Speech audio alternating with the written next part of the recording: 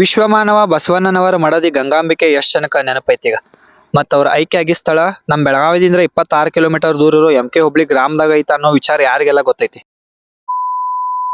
ಅಕ್ಕ ಗಂಗಾಂಬಿಕೆ ಐಕ್ಯ ಸ್ಥಳ ಕೂಡಲ ಸಂಗಮದಾಗಿರೋ ಬಸವಣ್ಣನವರ ಐಕ್ಯ ಸ್ಥಳ ಇರೋ ರೀತಿ ಮಲಪ್ರಭೆ ನದಿ ನಡುಕ ನದಿ ಕೆಳಭಾಗದಾಗ ಒಂದು ಸುಂದರವಾದ ಸ್ಮಾರಕ ನಿರ್ಮಾಣ ಮಾಡಿದಾರ.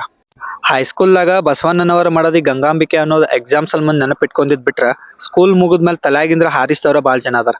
ಆದ್ರ ಇಂಥ ಪ್ರೇಕ್ಷಣೀಯ ಸ್ಥಳಗಳಿಗೆ ಒಮ್ಮೆ ವಿಸಿಟ್ ಮಾಡಿದ್ರ ಅದ್ ಇತಿಹಾಸ ಎಲ್ಲ ತಾನ ನೆನಪು ಬರ್ತೈತಿ.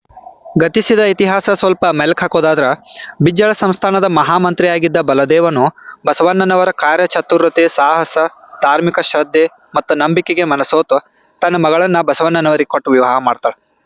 ಮತ್ತ ಇನ್ನು ಗಂಗಾಂಬಿಕೆ ಅವ್ರು ಇಲ್ಲಿ ಹೇಗೆ ಐಕ್ಯ ಆದ್ರು ಮತ್ತ ಅದನ್ನ ಇನ್ನೂ ಡೀಟೇಲ್ ಆಗ್ಬೇಕಾದ್ರ ಕ್ಯಾಪ್ಷನ್ ಹಾಕಿರ್ತಾನೆ, ಸ್ವಲ್ಪ ಓದ್ಕೊಡ್ರಿ ನೀವು.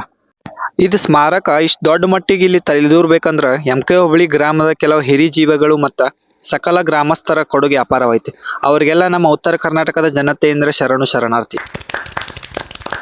ಒಮ್ಮೆ ಸ್ಮಾರಕದಿಂದ ಹೊರಗೆ ಬಂದ್ರ ಮುಸುಗುತ್ತಿರುವ ಸೂರ್ಯನ ಕಿರಣಗಳು ಮಲಪ್ರಭೆಯ ನೀರಿನಂಚಿನ ಪರದೆಯ ಮೇಲೆ ಪ್ರತಿಬಿಂಬಿಸಿ ಮುಂದೆ ರಾಷ್ಟ್ರೀಯ ಹೆದ್ದಾರಿ ಮೇಲೆ ಸಾಗುತ್ತಿರುವ ವಾಹನಗಳ ಮೇಲೆ ಬಿದ್ದಿರುವ ಸುಂದರ ಲೋಕಕ್ಕೆ ಮನಸೋಲದೆ ಇರುವ ಜೀವಿವಿಲ್ಲ. ಸ್ಮಾರಕದಿಂದ ಅಲ್ಲೇ 100 ಮೀಟರ್ ಮುಂದ ಲಕ್ಷ್ಮೀ ನರಸಿಂಹ ದೇವಸ್ಥಾನ ಅಂತ ಐತೆ.